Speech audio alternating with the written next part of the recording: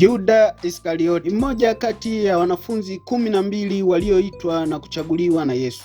Na ilipokuwa wakuu wa makuhani na waandishi walipanga kumuua Yesu, na shetani akamwingia Yuda Iskarioti, ili litimie lile andiko lisemalo, shetani amewataka ninyi apate kuwapepeta kama vile ngano. Naye akaondoka akaenda kusema na kutoa siri kwa makuhani na majemedari na kuwaeleza kila kitu na jinsi gani ya kumkamata Yesu, wakikubaliana ishara itakayotumiwa kumtambua Yesu kuwa ni kwa kumbusu. Wakafurahi, wakapatana kumpa fedha ambayo ilikuwa ni vipande 30 vya shaba.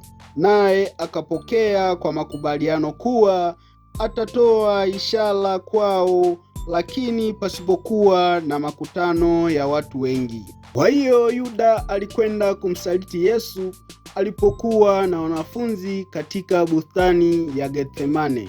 Ili kumtambulisha Yesu katika giza, Yuda alimsogelea akamkumbatia na kumbusu. Na Yesu akamwambia, Yuda, unamsaliti mwana wa Adamu kwa kumbusu?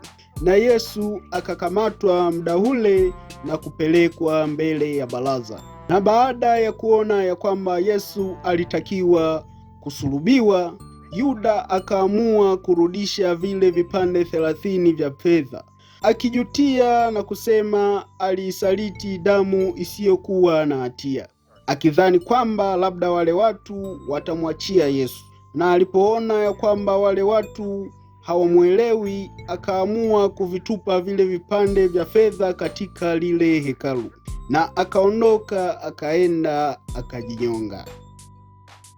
Lakini Yuda anabakia kama kielezo chenye utata miongoni mwa historia ya Wakristo, kwa usaliti wake ambao umepelekea kusulubiwa kwa Yesu, kufa na kufufuka, ambapo kwa hayo yote mwanadamu amepata ukombozi.